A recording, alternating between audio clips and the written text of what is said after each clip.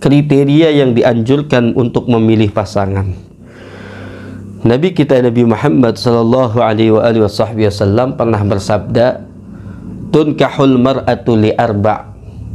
Perempuan itu dinikahi karena 4 kriteria. Lima liha, kemungkinan juga karena hartanya, wali jamaliha, dan kemungkinan karena kecantikannya, wali hasabiha, karena mulia nasabnya, wali diniha, dan yang selanjutnya yaitu adalah karena agamanya. Tapi perintah Nabi Muhammad SAW, fadfar bidzatid din taribat yadak. Perolehlah, nikahilah seorang perempuan yang mempunyai agama.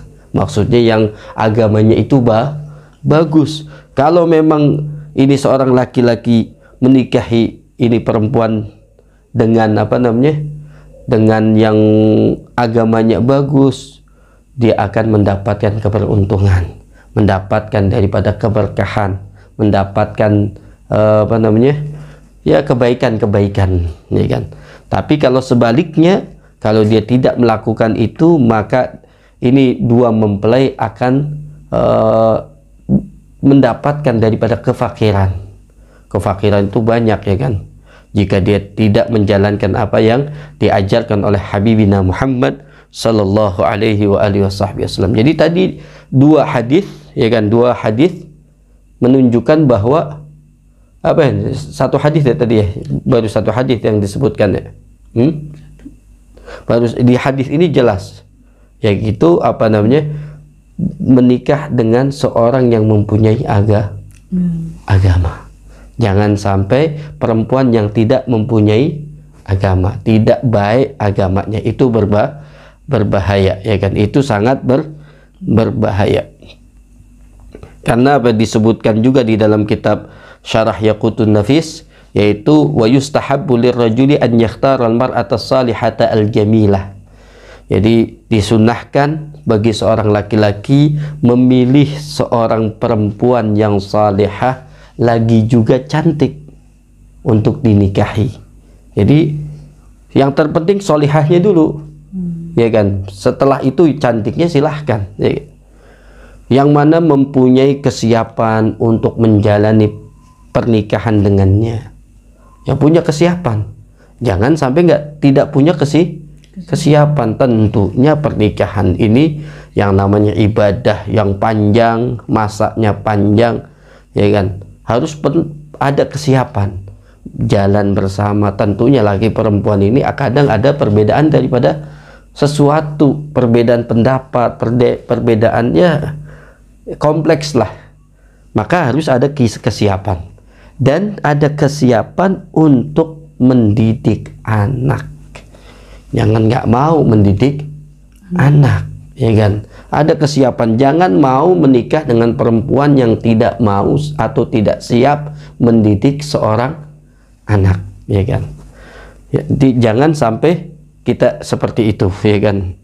Jadi ini khusus untuk para kaum laki-laki, ini disunahkan, ya kan. Ini disunnahkan oleh ulama, disebutkan di dalam kitab yang tadi, di dalam kitab Syarah Yaqutun Nafis, tentunya berdasarkan hadis yang tadi kita bacakan, ya, tentunya berdasarkan hadis Nabi kita Nabi Muhammad sallallahu alaihi wa alihi wa sahbihi wasallam. Karena apa tujuannya? Tujuannya ini, kenapa seorang laki-laki yang muslim dianjurkan, diperintahkan menikah dengan seorang perempuan yang salihah? Karena tujuannya an yasuna dinahu bil mar'atis salihah, untuk menjaga agamanya dengan dia ini menikah terhadap seorang perempuan yang salihah. Jadi dengan dia nikah dengan orang yang salihah, agamanya akan terjaga. Berapa banyak orang yang laki-laki yang imannya rusak karena gara-gara adanya atau mempunyai daripada perempuan yang durhaka kepada Allah Subhanahu wa ta'ala. Itu penting yang perlu kita perhatikan.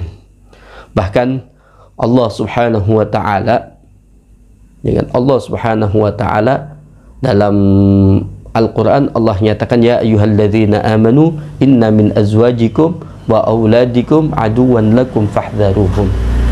Wahai orang-orang yang beriman, sungguh sungguh di antara istri-istri kalian dan anak-anak kalian ada yang menjadi musuh bagi kalian, maka hati-hatilah, waspadalah terhadap mereka. Ini Al-Quran. Ini ayat Al-Quran ini, kata Sayyidina Abdullah ibnu Abbas, sebab turunnya ayat ini, asbabun nuzulnya ayat ini, ada mereka-mereka kaum laki-laki yang mana dia ini adalah orang Mekah. Mereka ini masuk Islam. Di saat ini laki-laki tersebut, orang-orang laki-laki para kaum suami tersebut, dia ini masuk Islam dan ingin hijrah bersama Nabi kita Nabi Muhammad menuju ke Madinah. Istrinya, anaknya melarang. Istri dan anaknya melarang. Lalu mereka katakan, kami sabar atas keislamanmu, kami tidak sabar lagi, kami tidak akan sabar untuk berpisah dengan kamu. Ini laki-laki menuruti daripada menuruti daripada istri dan anaknya. Turunlah ayat ini. Ya, turunlah ayat ini. Bahkan dalam hadis Nabi kita Nabi Muhammad sallallahu alaihi wasallam, Nabi mengatakan, "Ma taraktu ba'di fitnatan adarra 'ala rijali minan nisa." Saya tidak tinggalkan setelah aku, maksudnya setelah kewafatan Nabi Muhammad, fitnatan, suatu fitnah adarra yang lebih berbahaya, 'ala rijali, atas seorang laki-laki, minan nisa, melebihi perempuan. Ini yang disabdakan oleh Nabi kita Nabi Muhammad sallallahu alaihi wa alihi wa sahbihi wasallam. Dalam hadis yang lainnya Nabi Muhammad menyatakan, wa ma ra'aitu min naqisati aqlin wa dinin aghlaba lirrajuli alhazimi minhunna. Saya tidak melihat dari mereka-mereka yang kurang akalnya, kurang agamanya, yang lebih mengalahkan kaum laki-laki yang akalnya tangguh, yang akalnya kokoh, melebihi dari mereka kaum perempuan. Ini harus diperhatikan betul bagi setiap laki-laki untuk memilih pasangannya. Harus ada tujuan, niat untuk menjaga agamanya, bahkan kalau tidak berbahaya sampai akan berlanjut kepada keturunannya, berlanjut kepada anaknya. Karena kata Nabi kita Nabi Muhammad, kata ulama, ulama, yaitu kata ulama itu, persusuan ini, penyusuan ini, ya, persusuan itu bisa merubah daripada watak seorang yang disusui. Maka dianjurkan bagi orang yang menyusui, karena saat ini setiap ibu itu menyusui anaknya, nggak kayak zaman baginda Nabi Muhammad sallallahu alaihi wasallam. Maka pada saat ibu-ibu ini menyusui, yaitu dianjurkan makan halal. Bahkan sebelum menyusui pun, kesolehahan daripada seorang ibu menentukan daripada kesolehahan daripada seorang anak. Kalau ibunya saleh, ibunya salihah, insyaallah anaknya akan menjadi saleh dan salihah. Tapi kalau sebaliknya, maka itu bahaya. Bagi seorang suami ini harus mengajarkan kepada istrinya, memberikan warning kepada istrinya, jangan sampai suka menghina ulama, pokoknya melakukan hal-hal yang tidak diperkenankan, bahkan di warning, dilarang keras oleh agama, supaya apa? Supaya mempunyai anak yang saleh dan juga salihah. Itu daripada kriteria seorang perempuan yang dianjurkan oleh agama yang harus dipilih setiap orang laki-laki. Sampai sini jelas ya? Jelas. Kalau tentang cinta bagaimana tadi udah soleh nih, soleh gitu, mapan lah juga bisa. Tapi nggak cinta gitu perempuan ke lakinya. Kan kemarin sudah kita bahas di di episode sebelumnya. Itu kalau insya Allah, kalau memang betul ya kan dia benar-benar niatnya karena untuk menjaga agamanya, kemudian niatnya karena Allah Subhanahu wa Ta'ala, pasti Allah akan ganti, ya kan, pasti Allah akan ganti. Bahkan ulama-ulama terdahulu rata-rata dia ini menikah, ya kan, dia ini menikah sebelum pengenalan yang lebih jauh. Bahkan berapa banyak di antara mereka melihat daripada wajah seorang istrinya itu setelah akad nikah. Akan tetapi mereka semuanya mendapatkan keberkahan, ya, mendapatkan daripada keberkahan. Dan ingat, Allah Subhanahu wa Ta'ala, ya, Allah Subhanahu wa Ta'ala lah yang menumbuhkan cinta, bukan kita, ya kan. Cinta memang betul datangnya dari hati, tapi hati itu yang mengendalikan, gak ada yang lain kecuali Allah Subhanahu wa Ta'ala. Sangat mudah bagi Allah membolak-balikan hati kita untuk mencintai siapapun. Maka kalau kita menikah karena untuk menjaga agama, karena mengikuti tuntunan Nabi kita Nabi Muhammad SAW, tinggal minta kepada Allah Subhanahu wa Ta'ala. Bagi Allah sangat mudah, ya kan, bagi Allah sangat mudah. Jadi nggak ada yang mustahil bagi Allah Subhanahu wa Ta'ala. Bagaimana Ustaz tanggapan ketika seorang pria atau wanita yang tidak ingin menikah, atau orang yang sudah menikah tidak ingin memiliki anak karena saya tidak sanggup untuk mengasuh anak? Berarti yang pertama yang kita harus jawab yaitu adalah bagaimana kalau ada orang yang tidak mau menikah, ya kan? Kalau memang dia mampu, ya kan, kalau dia mampu untuk tidak menikah, mampu menjaga pandangannya, mampu menjaga daripada kehormatannya, ya kan, maka ya itu punya haknya dia, ya kan, haknya dia. Akan tetapi harus kita perhatikan bahwa apalagi di zaman yang Masya Allah seperti ini, ya kan, bahwa kita ini punya syahwat yang harus disalurkan, Siapa kita?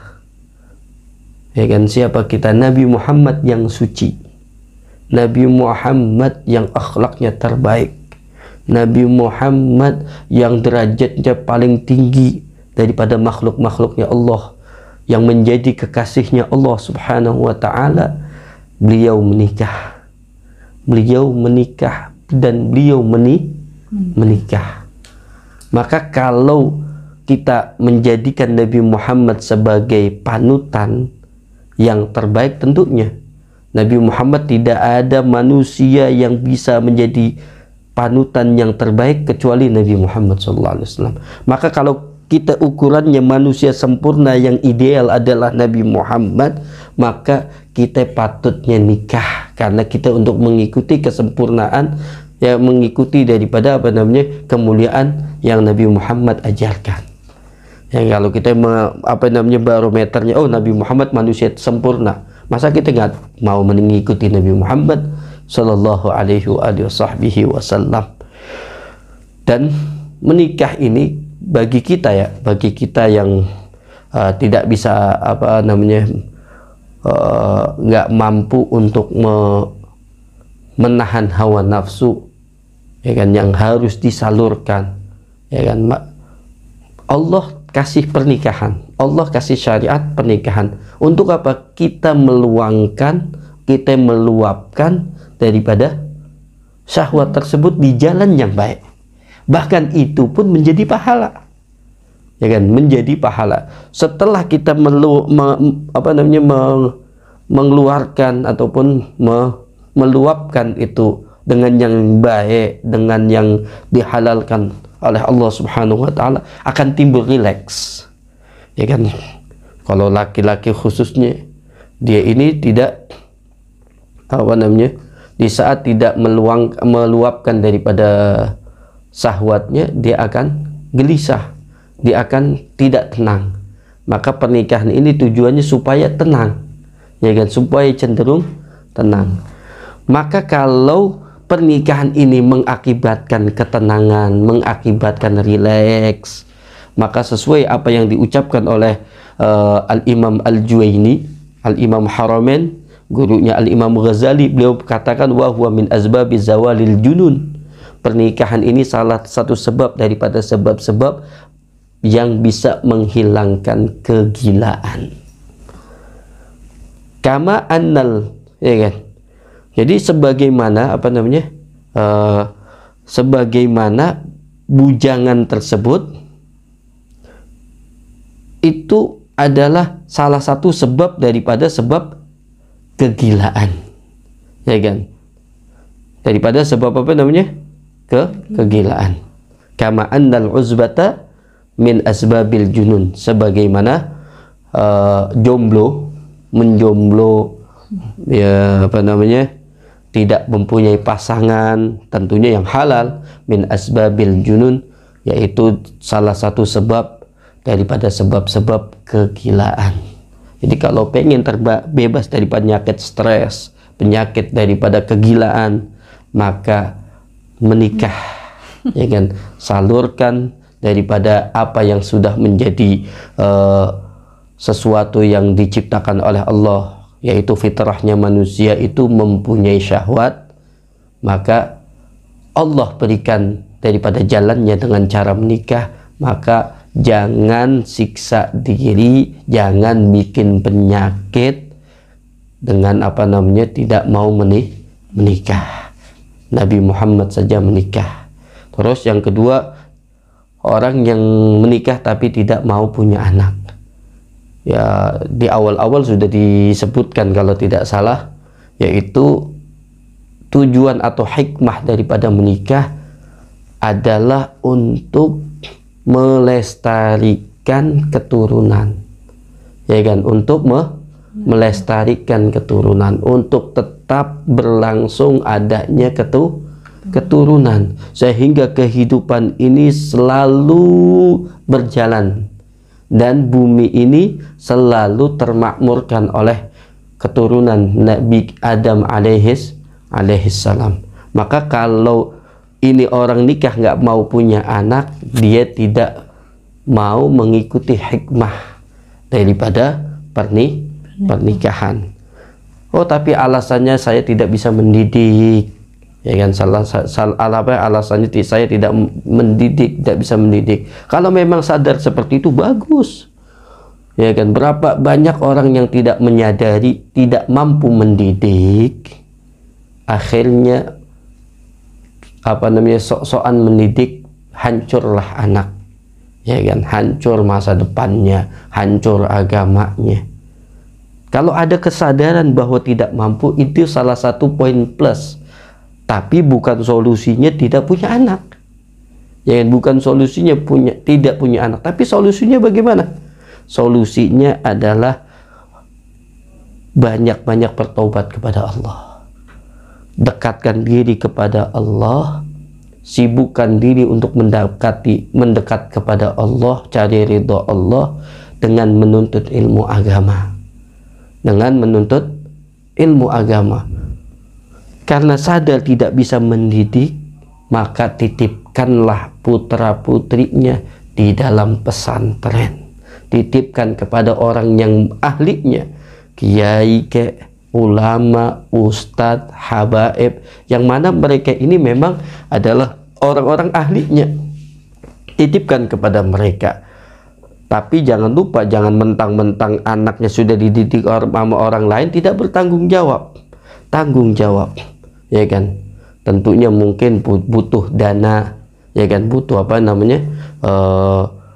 kebutuhan-kebutuhan anaknya di dalam belajar. Apa saja yang dibutuhkan harus dipersiapkan. Jangan sampai kita merepotkan daripada gurunya. Lalu apalagi? Jangan mentang-mentang anaknya sudah dititipkan ke pesantren, dia tidak mau belajar.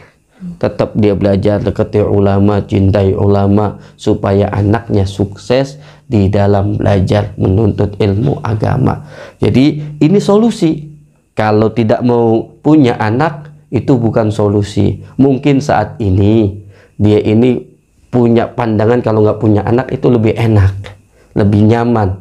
Karena saya ini tidak mampu untuk mengajarkan anak, maka cukuplah saya nggak usah punya anak. Mungkin saat ini punya pandangan seperti itu. Tapi Allah mudah merubah daripada hati seseorang. Apalagi mungkin di saat tua renta, yang lainnya teman-temannya punya cucu, punya anak, dia nggak punya anak, sehingga akhirnya berkecil hati dan ditakutkan akhirnya menyalahkan takdir. Padahal dari awal yang melakukan daripada kesalahan adalah orang tersebut. Di akhir tuanya ataupun di saat Allah sadarkan, akhirnya menyesal. Yang tadinya dia anggap sesuatu solusi, ternyata justru masalah. Maka seseorang yang seperti ini cari solusi yang terbaik. Kalau tidak tahu, fas'alu ahla dzikri in kuntum la ta'lamun. Tanyalah kepada ulama kalau tidak tahu. Cari solusi terhadap mereka, karena mereka yang paling paham tentang Al-Quran, karena mereka yang paling paham tentang Habibina Muhammad sallallahu alaihi wa alihi wa sahbihi wasallam. Ini yang bisa Al-Fakir sampaikan, yang bisa Al-Fakir ulas. Mudah-mudahan manfaat dan mudah-mudahan jelas dan bisa diambil pelajaran. Kita tutup aja Ustaz di sesi ini. Nanti kita lanjutkan rukun selanjutnya di episode selanjutnya. Insya Allah. Mudah-mudahan manfaat. Jangan lupa subscribe, ya kan? Karena subscribe dulu nih, biar juga di loncengnya dibunyiin, supaya setiap kita mengupdate daripada video-video insya Allah yang bermanfaat, antum itu punya peringatan, punya tanda ada updatean dari kami. Setelah ditonton, share, ya kan, share dan like. Kalau memang mau bertanya bisa di kolom komentar. Mudah-mudahan manfaat. Wal afu minkum. Al-Fakir minta maaf semua daripada kru daripada At-Turath Media meminta maaf juga.